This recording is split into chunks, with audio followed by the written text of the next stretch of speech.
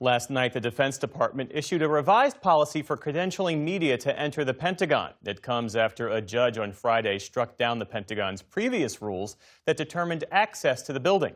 But a spokesperson for the New York Times, which sued the Pentagon, said the new policy does not comply with the judge's order, and the newspaper has filed a new motion this evening to compel the Defense Department to do so. Our Liz Landers is here with more. Liz? That's right, Jeff. For decades, journalists who have covered the Defense Department were issued press credentials that allowed them to come and go into the Pentagon. But last year, the vast majority of reporters who cover the building walked out en masse after losing their workspace and refusing to agree to new Trump administration rules for credentialing reporters. Those rules demanded reporters sign a document saying they would not seek information from Pentagon employees, something most reporters would not agree to. In December, the New York Times filed a lawsuit challenging these restrictions, and its lead attorney, Ted Boutros, joins me now. Ted, thank you so much for joining the News Hour. Thank you. Let's begin first by asking about the merits and the legal argument that you made in this case. You said that the Pentagon's policy was a violation not only of the First Amendment, but also of the Fifth.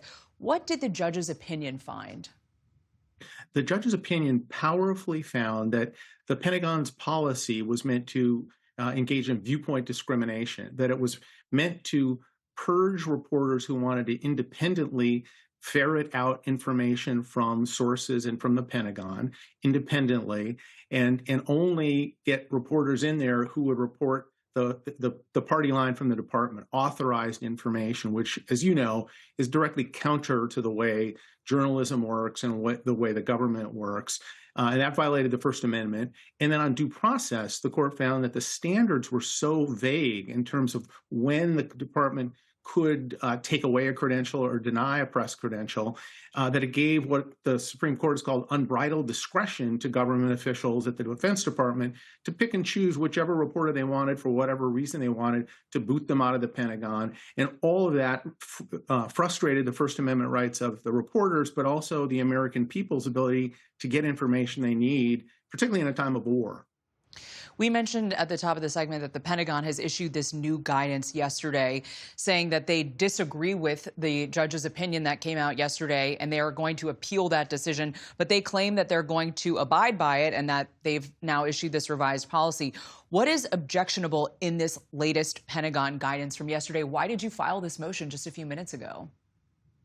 We filed it because instead of abiding by and following the judge's order and opinion, they're defying it, brazenly defying it. It reinstates, in the words of one of the lawyers for the government, the same standards, but using different words and using more words. He literally said that in an interview. And so it's creating the same constitutional problems regarding reporting on unauthorized information. It's vague. And then they added new restrictions. The court barred them from enforcing these instructions, so they doubled down. They, for the first time in history, have barred reporters with press credentials from going into the Pentagon without an escort, which is just shocking, I must say. And then they've said that it's presumptively evidence that a reporter is violating the policy and engaging in wrongful conduct if they promise anonymity or confidentiality to a source, which again is a First Amendment violation of the First Order, unheard of. No government entity does that, not the White House, not the Justice Department. It's inexplicable, and it really shatters a longstanding tradition at the Pentagon and in our government of getting information to the public. One of those provisions was that idea of not soliciting information, and it originally the Pentagon said that reporters could not solicit classified or non-public. So even non-classified information, they were told not to solicit. That's a basic way that reporters do their jobs. We ask for tips and information from the public. Does the new policy that was issued yesterday get and solve this problem? Does it get at that issue?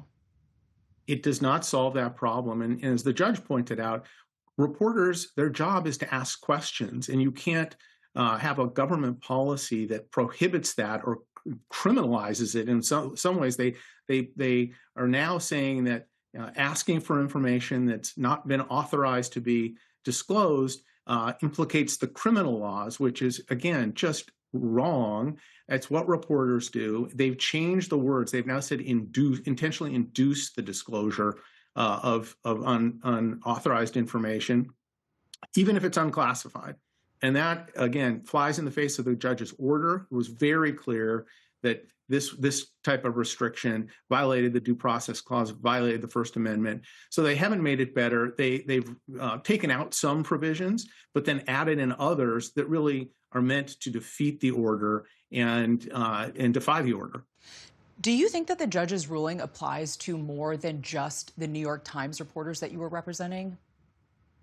We do. We specifically asked for the court to vacate the offending unconstitutional provisions in the new policy, and the government argued that the court shouldn't do that it should remand it back to the department, so they could revise the policy.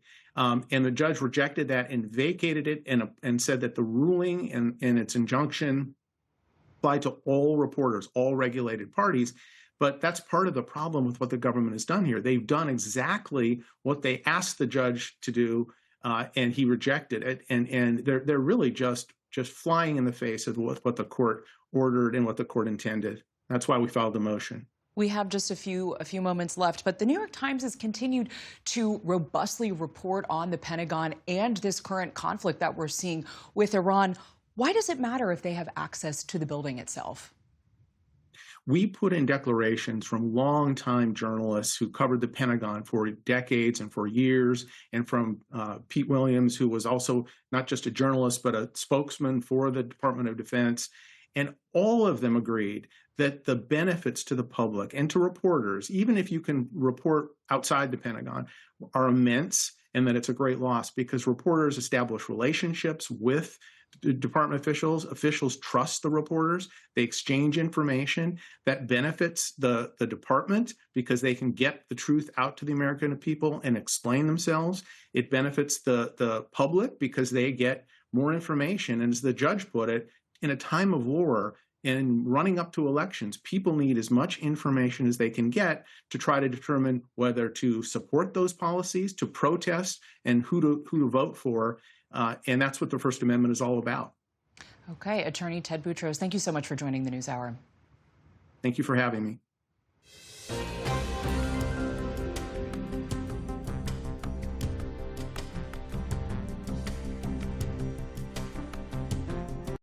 Support journalism you trust. Support PBS News. Donate now, or even better, start a monthly contribution today.